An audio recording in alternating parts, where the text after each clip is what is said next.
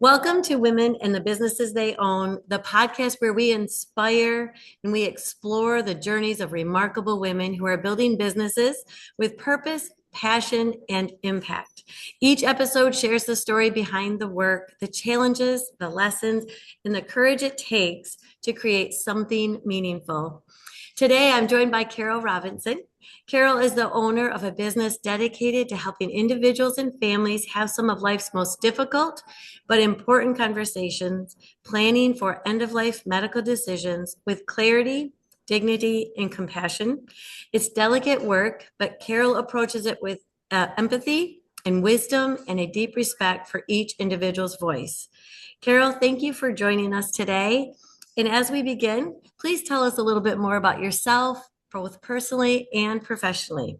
Okay, thank you, Sherry, for inviting me to this interview. It's always a pleasure to work with you. Thank And you. yeah, so a little bit about me. I was actually born and raised in Grand Rapids, Michigan, and I am the third of four, so I know how to, get in the elbows with the siblings there. But uh, Middle child. yeah, middle girl, yeah, but third of four. Um, but I was born to a dad who was an international marketing consultant, and my mom originally was full-time mom, but then went into public relations and was very successful, kind of helped break the glass ceiling in an executive capacity. So from both of them, I learned from the ground up about preparing for the career I didn't even know I'd have of an administrative entrepreneurial part of my career. I did move to Arizona when I was 18 to attend Arizona State University.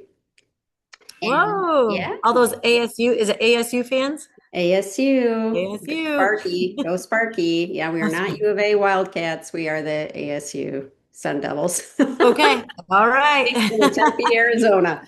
Um, And my original, the way I chose it, my dad was living out there, but also I had really severe asthma as a kid. It was life-threatening at times. And the answer was to get out of this type of environment and get into the desert, which at the time had very clean air, and it was a great move for me. But I didn't plan on staying there. I was going to go to school, then come back, and instead I met Mr. Wonderful. And Mr. Wonderful is a Phoenix native. So, we eventually got married, and we always laugh because the first date I ever went on with him is he took me to church because he said, I had the mouth of a stevedore, Oh. longshoreman. I don't see that about you. Well, you don't see that anymore, but it can come out in certain times. Just proves there's grace for all of us, right? Yes, exactly. Yeah.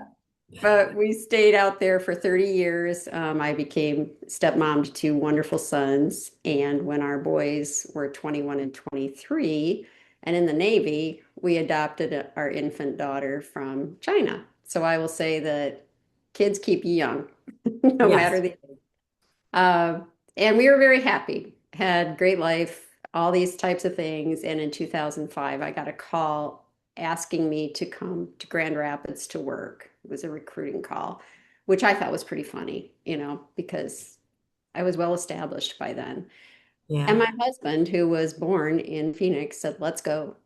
And we'd been here to visit before, in all seasons, so he knew. But um, Phoenix was getting really big and busy, and he was ready for a more quiet life. I do have some family members too here, so that was nice for our daughter to grow up with her cousins. Um, How old was she when you moved? she was 9. Oh, okay. Okay. So Oh, still young enough to not really worry about maybe too much about the friend thing, right? When you move and have, not too much, no. mm-mm. So How were that the that, older? that was the nice part. Hmm? Yeah. How about the older boys? They were both They were in in the the Navy. Navy. So they They were- so they didn't mind. oh, they were out of the Navy by then. Yeah, they Oh, were, were but they? Okay. yeah, they had families of their own and everything. So, Okay. she is an aunt to some kids that are close to her in age. It's pretty funny. It happens. I know. Uh, My son was an Uncle Joshua at 9. yeah, yeah. Well, she wasn't far behind that. She, I Yeah. think, was 11 or so when she Okay. became that. Yeah. Yeah. It just happens. It makes it fun. Life's Yeah. interesting that way. Well, it is. It is, and never say never. I never thought I'd have a kid at that age, but hey, Yeah. stuff. So what was the recruiting call that brought you back home? Yeah, Well, it was, and we can get into it more later, but at the time, well, a few years previous, okay. I had been the director of professional practice. I'd been I'd been working in I was a, makes me think a minute. Okay, I was the clinical nurse specialist in the pulmonary unit at Phoenix Children's Hospital and Okay. had the wonderful opportunity I was recruited there from the adult pulmonary medicine side to create the second um, adult cystic fibrosis clinic in the nation.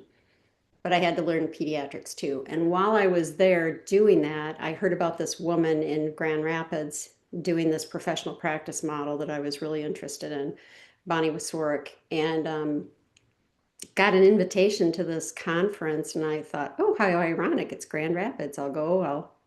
You know, business trip, see the fam.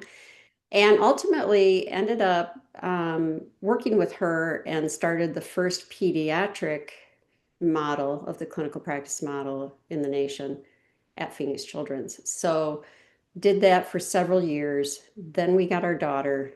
So I wanted to back up a little bit. And I actually went to the Mayo Clinic and started working there as a director of patient family support. And after a few years, Gracie was getting older, and I decided to go back to the bedside. And I loved doing palliative care at the bedside. And then Bonnie called and she said, we're expanding, internationally, nationally, we want you, blah, blah, blah.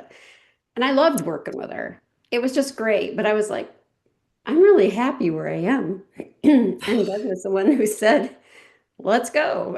And I said, You're like, wait a second, shouldn't we I talk know. about this? Wait That a just second. seemed, that I seemed know. too easy. So I said, okay, It's like, if you can get a job, we will move. He had a job in 48 hours. I'm like, oh, come on.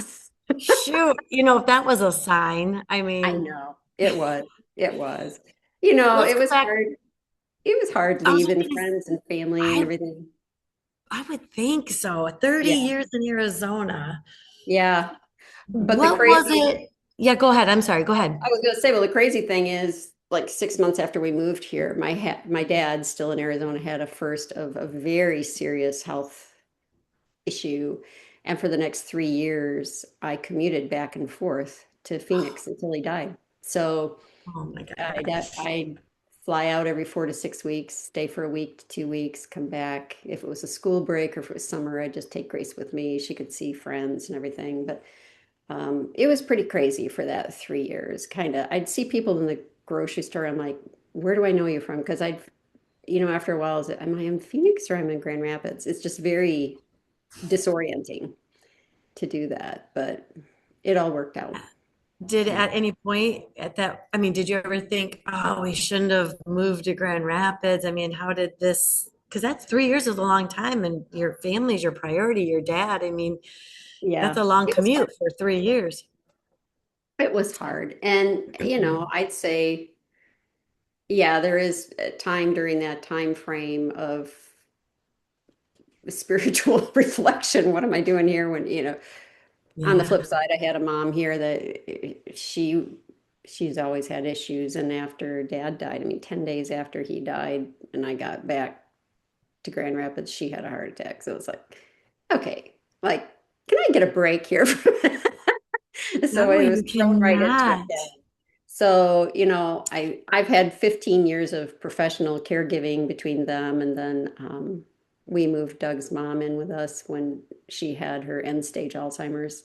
So we've had all these years of caregiving, and I think that's important too in my story because I think I can relate to people that are both going through a crisis and going through the long-term journey of somebody with a serious illness. So, you know, all things can work for good if you choose to reframe them that way. And that's what I choose to do. Sure. But So take us back really quick. I didn't ask when you were at ASU. It sounds like, I mean, I'm going to guess that your degree was in nursing. well, funny enough, the Okay. first degree, I did my first year of gen eds, and I'd known from the time I was 4 I wanted to be a nurse. My mom has had this picture of me in front of the Christmas tree in my little nurse outfit and the cap and the little rubber stethoscope. But when I was a senior in high school, they were announcing this new degree in respiratory therapy. And that really resonated to me because of my asthma. So I did a year of gen eds and then I transferred actually to a 2-year college. At the time it was Maricopa Tech, now it's Gateway Community College, but got my associate degree in respiratory, which was where I met Doug. Um, but I worked for 5 years in respiratory therapy as the respiratory care intensivist specialist. And since he was in respiratory too, we decided we'll never get a job in small town America. That was our first desire was we wanted to eventually be in a small town together. And I thought, well, no hospital's going to hire two of us of the same profession in the same department. So I went back to get my nursing degree. The nurses I was around all the time, they were very encouraging. And so I went back for my bachelor's and we've been married 5 years when I got that. And all my degrees were working full time and going to school full time. And Oh my so gosh. yeah, pretty crazy. So, bachelor's, worked for a few years, first in the ICU, and then went back to this pulmonary unit, this adult pulmonary unit. I went back as their manager, and while I was doing that, went back, got my master's in nursing at Arizona State, and and then when we moved here, uh, I didn't know anybody. It's kind of crazy, but all my clinical life was in Phoenix, and um, the work I was doing with the CPM Resource Center at that point was writing evidence-based clinical content for that would go into programs in electronic medical records for healthcare professionals to be able to look up guidelines. How do I take care of a person with cystic fibrosis? What do I look for in heart failure and all those sorts of things? So it was good work, but I missed being with people. And so I thought, how do I get back into that? And, I was an unknown quantity. So I thought, well, get a degree. So I went to Grand Valley and I was in there, the pioneer class. We laughingly called us the guinea pigs, but they called us pioneers of the doctoral program for nursing at Grand Valley. So I was in their first cohort of graduates for the Doctor of Nursing practice. And I did meet wonderful people. And during my 1 year clinical, I was placed at Trinity Health with Liz Murphy at the time, who was this chief nursing officer. She was a fabulous mentor. Learned a lot about advanced leadership. I'd been in it at Mayo, but got even more experience here. And then was invited to, it was the dean of the program. I thought, talking about connections and the power of women to connect to other opportunities. Yeah, That's what it's we just been do. so wonderful. Yeah, because the dean at the time was Cynthia McCurran, and she happened to be at a Christmas party, and she was talking to this man that was trying to start this initiative in West Michigan about educating the community about healthcare and advanced care planning, everything while you're still healthy. And they were trying to get this thing off the ground. And she said, oh, I have this grad student, you ought to talk to her. And so that became part of my volunteer work, my last year of my doctoral program. And it turned out the president of that was Ben Emden, who had been my vice principal in seventh Oh my grade. gosh. Yeah, Seventh grade. I know. I kept calling him Small Mr. world. Emden, and he was like, you can call me Ben. It's so hard to do that. You I know. can't change that when I you're know. teachers. Yeah, but they hired me after I graduated, and he was a wonderful mentor as well. I mean, he's a brilliant man, but he's also very compassionate, and he knows how to build coalitions. And he'd always tell me, Carol, if there's a way to yes, we're going to find it. Oh, And that's a good mentor. That's a good yeah, leader. Yeah. yeah, he's fabulous. So just had a delightful time working with him. So yeah, I went to Making Choices Michigan, which was the startup. I was always their only paid employee for quite a while and then eventually got an executive assistant. But we were able to build this coalition between all the different healthcare systems in Grand Rapids. We were looking at the older adult community, both from retirement communities, area agency on aging. We looked at hospices, all sorts of people sitting around our table. Gilda's Club was our fiduciary for the first few years, and then it moved to HealthNet with Maureen Kirkwood. So both Wendy Wigger at Gilda's and then Maureen Kirkwood at HealthNet were great mentors as well.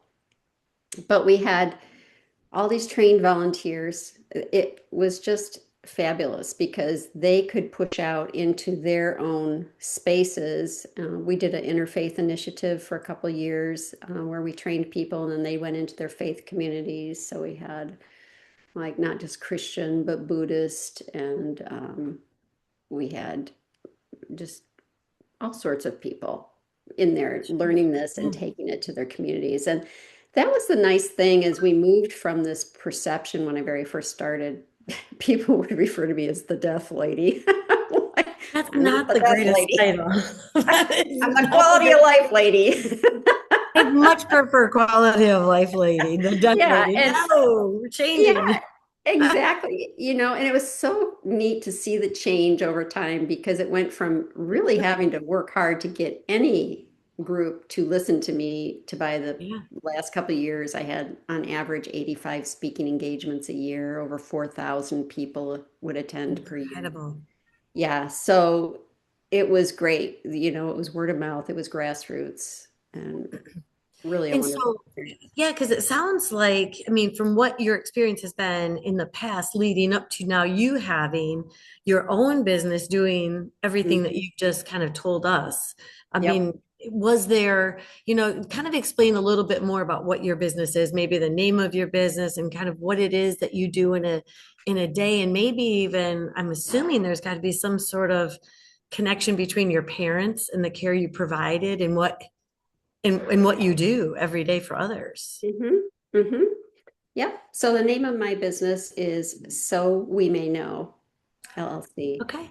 Um, and really, it's so we may know what's important to you to live life well. We cannot help you as healthcare providers get the care you want if you can't be clear on what kind of care you want. And if you can't speak for yourself, who is your decision maker that could share your preferences for care with us? So that's why I named it that. Kind of has a little bit of biblical connotation, but yeah, it's so we may know what you need. So my mission is to educate people about advanced care planning, the process, how you do it, how you get it finalized. And then I also provide serious illness navigation for people who are either starting a journey or midway through a chronic illness. They want to look at future care options. Um, and so I get a lot of consults. I do a lot of teaching still in the community, um, but I also get these calls, and sometimes it's somebody who's heard me in the past, sometimes it's a friend of a friend or something like that, and they might be in crisis. They've just gotten a really hard diagnosis. I call it the whack upside the head. And, they're just trying to figure out where do we go from here? And Hmm. that's how I can help them. I'm not taking care of them on a day-to-day basis. I help go through the process so that they can get the questions I ask, help them really clarify in their mind what's going to be important to them. So yeah, that's my business. Yeah, it's an incredible business. So if we think about it, I mean, are there actual documents that people would sit down and complete with you? And then how do these documents work if they already have an estate plan? Sure.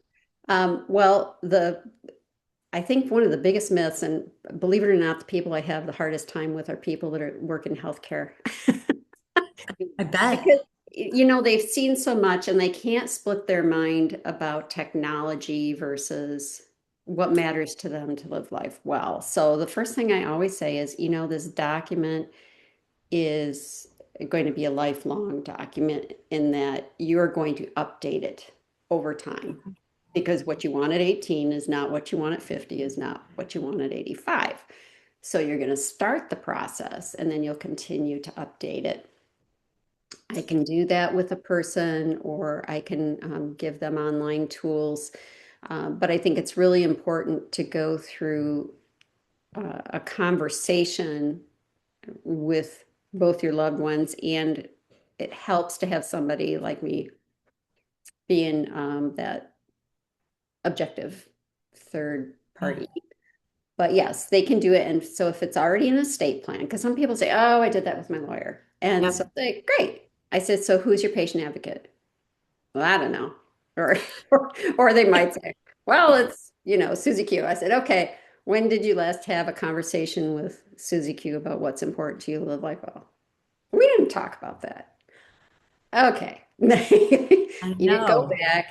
You need to see what you even said you Yeah. wanted. And sometimes they'll look back and they'll go, oh, like Bob died 2 years ago. Oh, it's my spouse. We're divorced. Oh, They you forget know, who they put on there and they never update those actual advocates for them. I know. It's crazy. exactly. So yeah, you want to look at those. I say, we say in the beginning, at least every 10 years, but as you get older, especially I'd say at 60, 55, 60, start looking at it every year, especially once you hit your Medicare age and, you get your annual exam everywhere. And now, and I will say it is partly due to Making Choices Michigan, a lot of the primaries ask for it. They used to not ask for it, but now they say, do you have an advance directive? Can I have a copy? So it's a great chance to review it and update it and make sure it's still the choices you want for both your treatment and for your advocates. Because I've gone through a lot of advocates. I'm not hard on people, but people have had their own health issues and stuff. By the time you get Sure. older, there are people say, I Yep. can't do it anymore. I've got MS or whatever, I just so Right. I yeah, have to take care of myself. I'm not able to take care of you or something like that. I exactly. mean, life does bring a lot of curveballs. And so Sure really does. it sounds like these documents are fairly flexible Very, in very. in terms of, Yep. changing the advocates. Yeah. So Yeah, all of it. You can change, the choices for your treatment too. Some people, when they're younger, they want a lot more intervention than they want when they're older. A yeah. lot of older and especially are very old, I hate using that term, but there's old, very old, whatever. Um, but Yeah. most of Mature, them, wise, I don't know, something. yeah, they want to die at home, surrounded by loved ones, and they don't want to be in the ICU with restricted visiting hours and hooked up to tons of machinery that is not going to cure the problem that's causing their death.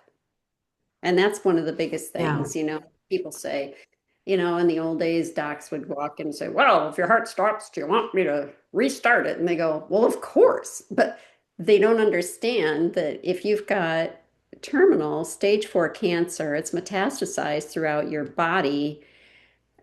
Your heart stopping is the very end of that process. And if we could get it to start again, it doesn't mean the cancer's gone.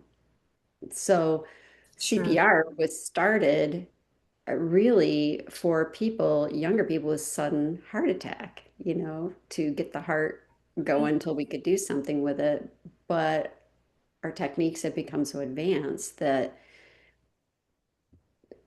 we can keep a shell alive. I mean, I hate to say that way. I mean, but there are people sometimes that are not there.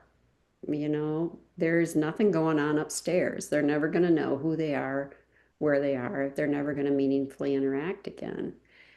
But America Yeah. is an opt-out country. Some countries are opt-in. If you want life-sustaining treatment, that's what you have to say.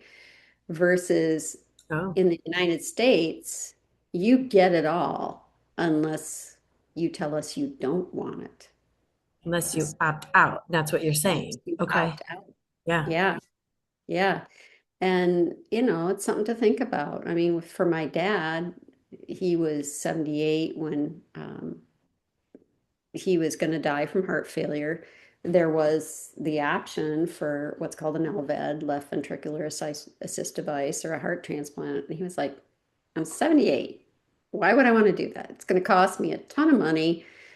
You're trading one problem for other problems, with all the, if you even get the transplant for him. These were his values. And so I never push my values on anybody, but for Yeah. him, he was saying, I would rather any money that I have go to my kids, and stuff like that. I just want to be comfortable. And that was great that we had that talk very early because as he progressed, we interviewed hospices in advance. He didn't need them yet. I said, this is the perfect time to do it. You're calm, there's no rush. And we had a couple different ones come in, and that's free. A hospice will come out and you know, tell you about the services and everything. He chose which one he'd want. And then when the time came, it was a simple phone call. They already had his information. We started. And because he started early, he lived 18 months on hospice. It's usually a 6-month renewable benefit. Yeah.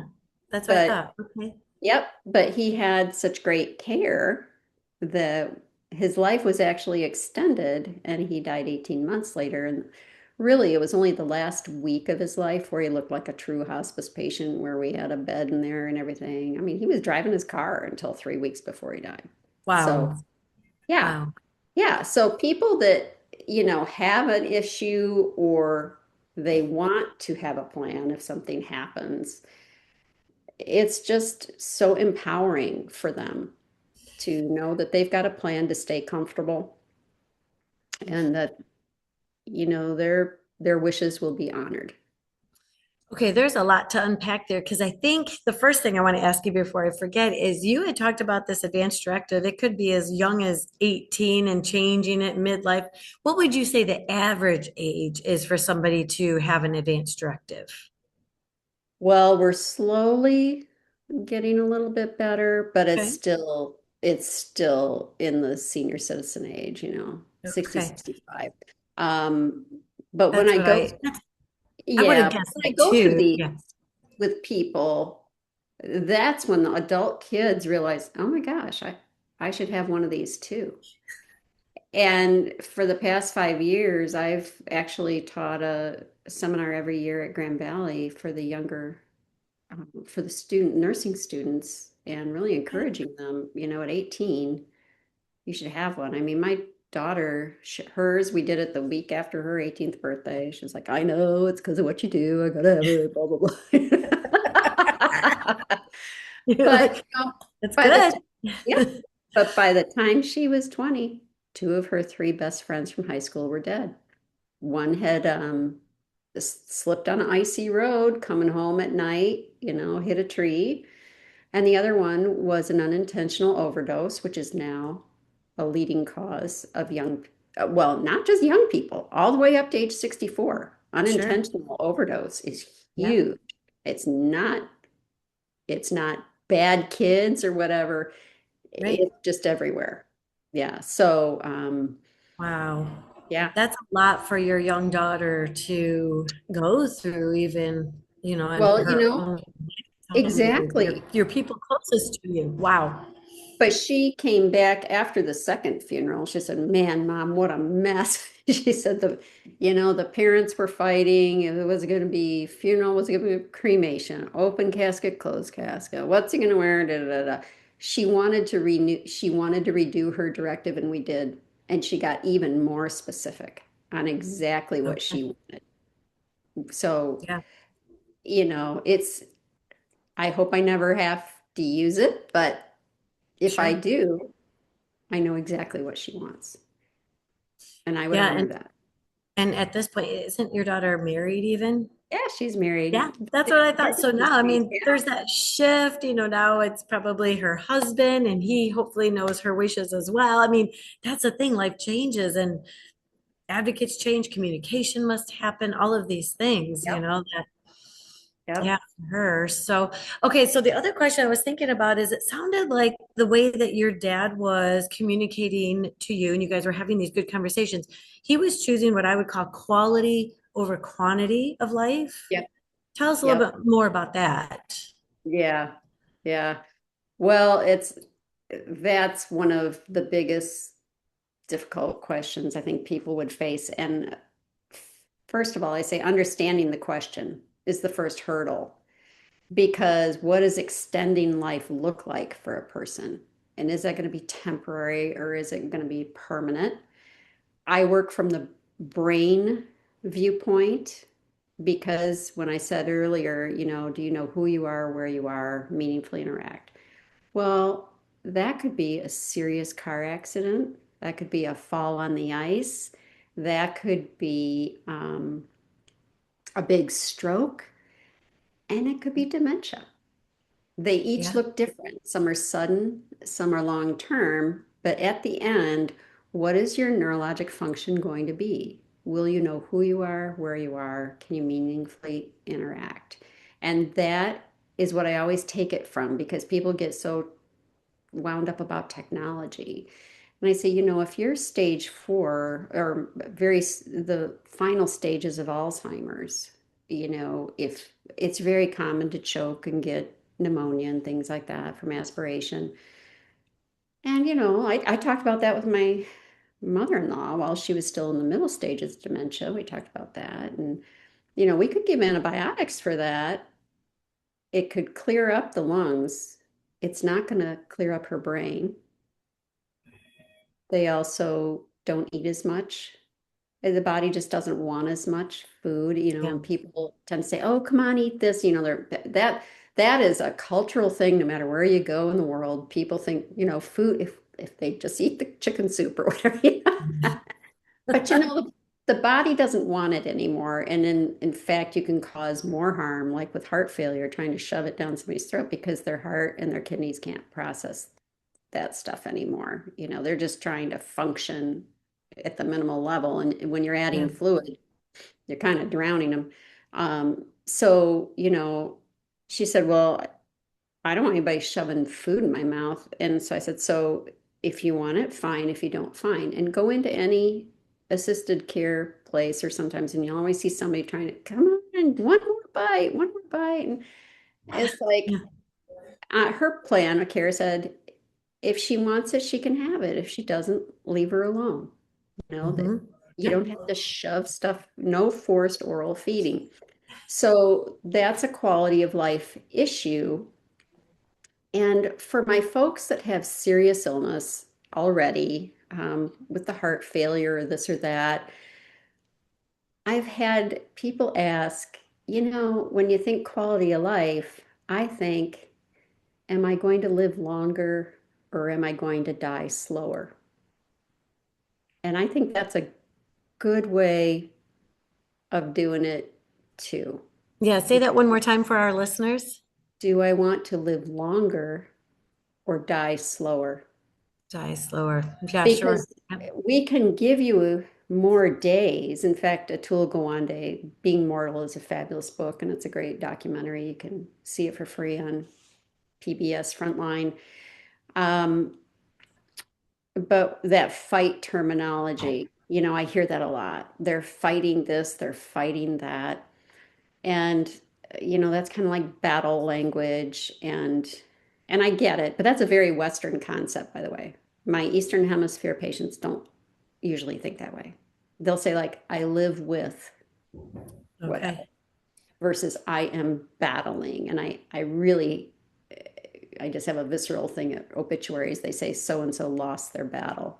I thought, no, they lived with great dignity with this disease while they had it, and they lived life to the fullest, But if they Yeah. use fight language with me, like as Gawandi says, okay, what are we fighting for?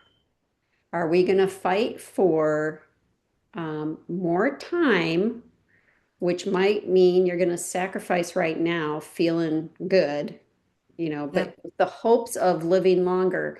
But that doesn't address the function of how you're living longer, because with some treatments for some diseases, the treatment for some people is almost worse than the cure, but they want to go through it because they want to have a few days extended, the trade-off. I want to make it to my daughter's wedding or whatever.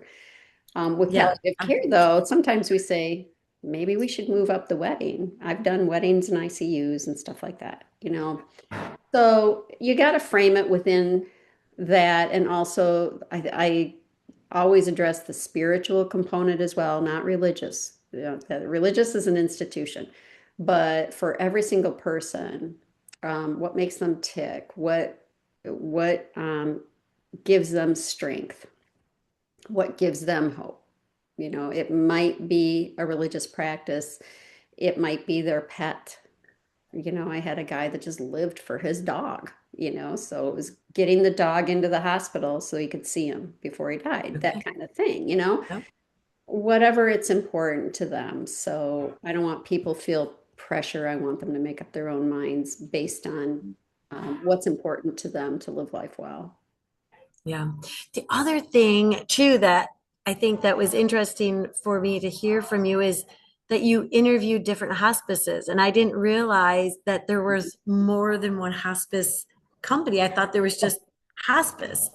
Like, I don't know if our listeners, I mean, nobody ever says there's a name to hospice. It's always just Yep. so and so's in hospice, right? So tell me more about that, or how even locally in the Grand Rapids area. I mean, what are the different hospice companies, or how would somebody go about Yep. interviewing? Great question. This week there's 17 in the What? Greater Grand Rapids. Yeah, 17. Oh, Yeah. wow. So there's three things I tell people to think about, and then I direct them to a website. But first of all, there is profit versus nonprofit. Okay. And that's a really important question to ask because for nonprofits, you'll see a lot more of fundraising usually for them for for additional type of services, the music therapy, the pet therapy. One of them has the ocular things, so you never got to go, to Venice. Well, you can float down the boat. Oh, All that kind of stuff. okay. Yeah, I it's got pretty what cool. It's really great. So there's profit, nonprofit. Then there's secular versus faith-based. So okay. we have Sure. a couple faith-based ones here.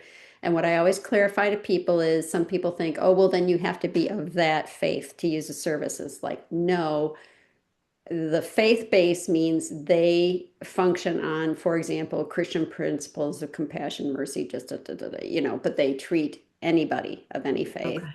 Okay. And then Sure. the final one is whether they're independent or are they part of a healthcare system. So, it kind of like the profit, nonprofit, but, associated with. And you can choose any hospice you want. So if you're like in a hospital and you need to choose it, they're required to give you a list of all the hospices in town, in your Okay. area. There are a couple ways to find them, especially for rural folks. You can do the getpalliativecare.org to find palliative care providers anywhere in Grand Rapids or in Michigan, well, nationally. And then there's also the Medicare Compare has all sorts of great, like how to find skilled nursing, how to find all the different types, but it's also how to find a hospice. And it even has questions to ask when you're interviewing the hospice, which is great. Okay. Yeah, Yeah. it's a long list of questions. So yeah, Medicare Compare and getpalliativecare.org. So Okay, that is so interesting. Well, so yeah, for someone that might be listening, who has never even thought of this or discussed this with family, how would they start? I mean, how do you even begin a conversation? Because these are challenging conversations. So right. where do they start, and why do you think people avoid them? Because I think that's the next question. Like, Yeah. Well, yeah. And the avoidance part is really interesting. I say it always comes back to family culture. And I'm not talking about ethnicity here or, you know, race, ethnicity, anything. It's in your family. How do you deal with conversations? Because like in my childhood on up, my mom was a frustrated nurse. She started nursing school and then she married my dad and she had to quit because in her day, you couldn't be married and be a nursing student. So Oh, she had to give it up. oh no. So she was always a frustrated nurse doctor.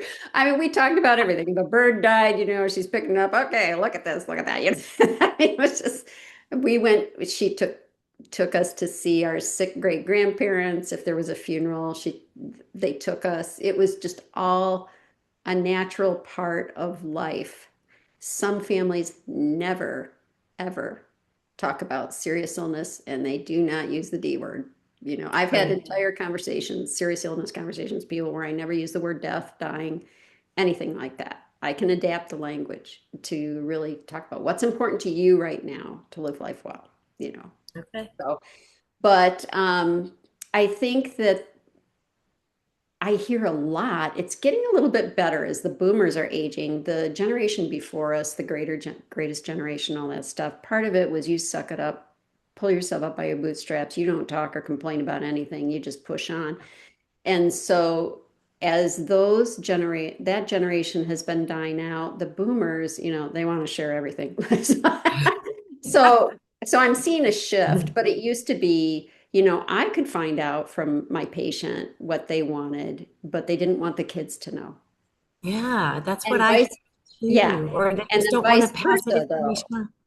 Yeah, the kids that don't want their parents to know that they have a serious illness. And it cracks me up Oh, because sometimes I'll be in the room with the parent who's got the illness and they're telling me all this stuff and then the kids are saying, "Now, she doesn't know she's dying. So let's not I think, "Oh, you're a little bit wrong." You know? yes, So, that happens so often because they never want to yeah. upset their family members or, I Yes. don't know. They just Yeah. don't tell so and so, right? And the older adults that I deal with now are very frustrated when their kids won't talk to them. They want to talk about this, and then it's like, "Oh, mom, don't be so morbid. Dad, don't be so pessimistic." And it's like, "No, these are real life issues, and they want to be assured that they can have at their end of life, they can have a respectful process of whatever it is they choose." And so for the people that are skittish about it, I always tell them the first thing you need to remember is the same thing that I remember when I go into any conversation. It's not about me, period. It's not about Yep. me. Yeah. It's Yep. about this person. And, actually, funerals, when you go to a funeral of a friend or something, that's a great time to bring it up because people walk out and they'll say, "Oh, that was so nice. That was so lovely." Or, "Man, that was kind of rough." Yeah. Well, Right.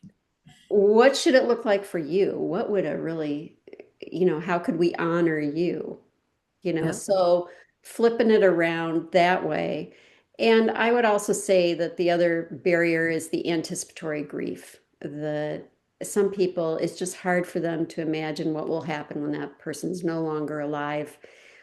And that's when I love, if you've never read it, Tuesdays with Maury by Mitch Oh, yes. Album. Yeah, Yes. because Yes. Maury says at one point, he says, "Death ends a life, not a relationship." You That's can really good. Yeah, you can have a relationship with a loved one through special memories and everything. I mean, mom's been gone, be 8 years this year, but I can still hear her voice in my brain all the time telling me, "Oh, today I'm making corned beef and everything for St. Patrick's Day. We're Irish, and you know, Yeah. mom's recipe for this or that." And it makes me smile when I Hmm. read it. It brings back fun memories of Yeah. special times. So I say, try to get over yourself and make it about them. And then I always recommend start with the Conversation Project. It's online, it's free, and it's a great evidence-based tool. It's all these questions that you work through. You can work through them by yourself, or you can do it together. Um, I say, start by yourself to at least read through them and everything. Some people just start filling it out right away too. They want to do it, and other people find certain questions and, well, I'd want to talk to my kids or whomever about Yeah. that. But it's really been nice over the years because now they've got it not just in different languages, but they've got it for well adults. They have it for people with chronic illness. They have it for serious illness, and they have it for dementia. Okay. Yeah, and I tell all my clients that are like 60 or older, whether they've got dementia in their family or not, we're seeing more and more of it because people are living longer. The chronic diseases that used to end our life much early in 50s or 60s. I mean, my husband's dad dropped dead of a heart attack at 63, just boom, Yikes. gone. But now with all the medications and blood pressure management and all this kind of stuff, people live much longer, and sometimes they've outlived the thing that would have killed them, but now they've got dementia. Yeah, So sure. by 2030, they're saying that 50% of all boomers will have some form of dementia because we're just living so long. Oh my goodness. So I say fill out the dementia one now because it's great. It talks about if I had mild, if I had moderate, or if I had severe, and it talks about the different stages, what they look like. You can always go back and change it. Sure.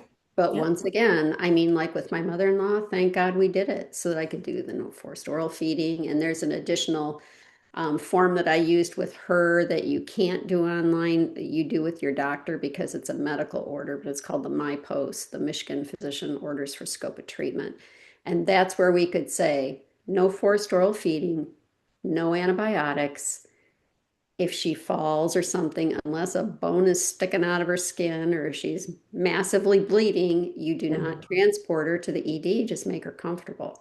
And we did have one incident when she was in memory care at the very end, and they wanted to transport her. And I said, no, that's not in her directive. And the nurse said to me, oh, so you don't want to do anything.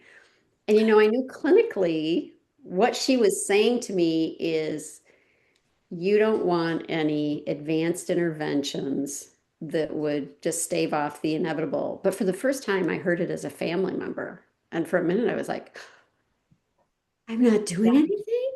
It was kind of a shock for a second.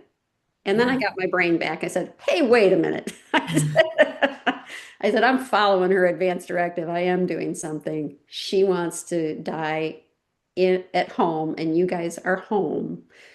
But what I also did was immediately called for a hospice consult and got it Okay. because then they could call the hospice if there were any issues for her, but they would not transport her, but they could add on services that were necessary to keep her comfortable. And she ended up dying about 10 days later just from Alzheimer's. But she was in her bed. I was in a bed next to her. You know, I was with her holding her hand. She was able to, her last words to me, even though she had Alzheimer's, she looked right at me. She took my hand. She said, I love you. Oh, Where that came from, truly God only knows. But we wouldn't have had that opportunity if she was in an ICU hooked up with no, oxygen and stuff. no. So, That's a great lasting memory. Oh my mhm. gosh. Well, so as we transition, is there one last thing that you would want to leave with our listeners through this process? Actually, what I do want to know is how to contact you. Let our listeners know your website. And then Mhm. what is that one last thing that you could leave with our listeners to kind of sum up today's podcast? Mhm. Well, I don't have a website. I do a lot by word of mouth, but I Okay. do have LinkedIn. Okay. So my name, Carol Okay, F. great. People can Robinson. find Carol Robinson. I Yep, can see Dr. Carol Robinson on LinkedIn. Okay. on And I'll LinkedIn. put So that in the podcast too so that they can see that. great. Yep. And I would say the one thing is, don't don't be afraid to get started. See this is kind of like an adventure. You're going on a trip. Okay? When you go on vacation, you know where it is you want to go. You have some of the things you want to see or do along the way. You don't know all of them, but you know some of it. So I'd almost say, see this as a destination and what would be important for you along that destination. And when you use these questions and things like that, those are going to help you to get some of the answers. Um, I've, when people are doing this when they're well, I've done one family, it was a family of 35.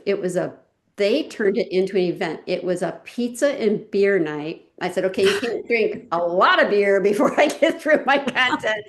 But, and then we had all the documents. They filled them all out together.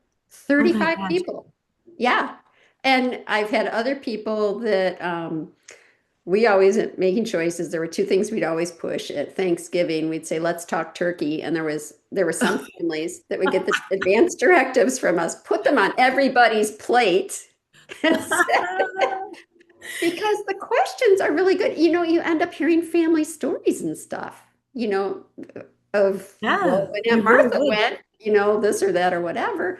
So that and National Healthcare Decision Day, which is coming up April 16, because we say the only things that are certain in life are death and taxes. So I Ugh. want your taxes by the 15th, your directive on the 16th. Oh, that's so funny. Yes, That's my Barbara. daughter's birthday, April 16th. Well, as soon as she's Just 18, when she honey. was,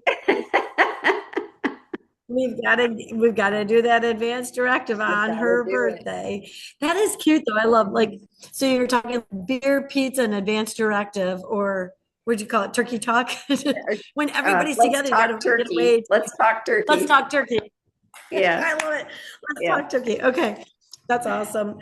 All right. Well, I'm just going to ask our listeners if they're enjoying this conversation to please follow Women and the Businesses They Own podcast. And you'll find me on Spotify and Apple Podcasts, YouTube. I try to make the post on Facebook as well and LinkedIn. So please share this episode with anyone that you just know that would be inspired by it. This conversation, we have only just touched the surface, Mhm. and already our time is up. But I will post that information where they can get a hold of you through LinkedIn. That will be wonderful. And Great. now, as we near the end here, it's our lightning round where I'll just ask some Uh-oh. crazy questions. So let's just start with something really crazy. Like, if you were to eat a hamburger, what are your toppings? What do you put on your hamburger? Oh, I'm pretty simple. Mustard and sweet relish and lettuce and a tomato. Perfect. How about what's the craziest thing that you put in your purse? An advance directive. Because I'm a nurse. It's called Wound Stop. If there's a gushing laceration, I'm known for coming upon bad car accidents. So just dump a little Wound Stop in there. We're good to go. Yeah. Well, I think the rest of us thank you, but that is really not something I would ever had imagined. Yeah, I'm sure you probably wouldn't. So are you do you love having a paper hold on to daily planner, or do you like everything digital? I am totally digital. Oh, you are all digital. Oh, I would have got that wrong. I would have for sure thought you had a planner, like something tangible. Well, it is tangible, and Well, I yeah, can share certain things like with my husband so he knows where I am because he's retired. I'm not, so, he yeah, knows where I am that day and everything. yeah. But yeah, my grocery list, everything. Got it. Awesome. Love that. What is one word your family would use to describe you? Oh boy, for my family. Gosh. I think if they had to really reflect on it, they would have said dependable Oh, because for good. both my parents, I was the Sure. main caregiver, so That's dependable. a great one. I love that one. If you could give your younger self one piece of advice, what would you tell yourself? What I've told myself for years now is, when we were young, people would say, don't sweat the small stuff. Mm-hmm. And I'd say, but I don't know what the small stuff is. And now Okay. I do. You know, you Through my life's work, I just can't get as wound up about things as I used to. And so, yeah, enjoy life yeah. and don't take it for granted. And Age brings that added perception, right? I mean, it's yes, just the older we get, the more we yes. can kind of see clearly on the small stuff. And I The will say, things my that younger self, the one thing I did do too, because of my career, Yeah. was the first year of nursing, they had a pension. The second year, they went to 401ks. Always do the 401k. Good Always. plug. Oh, seriously, and so what I started the very first year and I worked my way up and then eventually I learned, okay, only invest to where they match and then do a Roth above that. And long-term care insurance was first offered when I was 26 and my husband was just a little older than me and we did it. And thank God we did. I mean, Okay. but we did it because of what we saw, how Yeah. expensive healthcare is right now. And Yes. it's the Yeah. number one 60% of people with personal bankruptcy, it's from medical debt. So Yeah. Very planning true. ahead so that whatever care you need, you're going to be able to afford That it. you're covered. Yeah, Yeah. That's totally. good. Well, I Totally. appreciate that. That's it Oh, I reps. can't, I'll shout it from the rooftops. Yeah. Okay, so what's your favorite type of food? Like a Mexican, Italian, Irish, I heard you say maybe. It's something that somebody else cooked. Oh, I love that genre or whatever we want to call it, the type of ethnicity. So that's the kind of food I like too. If I don't have to make it, I'm not like, I said, you don't want, I don't sign up for meal trains. I'll sign up for the laundry. I'll do your laundry. I'm really good at laundry. Yeah, I've never been good about bringing meals. I'm stuck on it. Some people are so good, and I'm always like, well, if I can make it in a crock pot, I'll bring it. I say, if you don't mind it being from Costco, I'm all over it. I can bring you There the you whole go. meal. There you go. And last one, I don't know. I've tried this one before, but this is my slogan. Finish the sentence. She came, she spoke. And did you catch my slogan here for the podcast? She came, she spoke, she Conquered. No. Oh, that would have been a good one. She inspired. But conquered is good. That is really good. Well, I always like to wrap up myself with my own reflection after, we go through the podcast and what have you. And sometimes it's, early on and sometimes it's right at the end. But one of the things that I had written down, and maybe it's a combination a little bit of two of the things that you had said is, you know, you had said it, do I want to live longer, or I think you said, or die Die shortly? slower. Die slower. Thank you. That Yep. one. I think that, but then you also said it's not about me. So sometimes we have to kind of take ourselves out of that situation for the person filling the advance directive, let them make those decisions. So Right. I think that those are the things that I think are very important and that will stay with me here through this and maybe even from our listeners. So, Carol, Mhm. thank you for being part of Women in the Businesses They Own podcast. Your story mattered, and today you told it beautifully.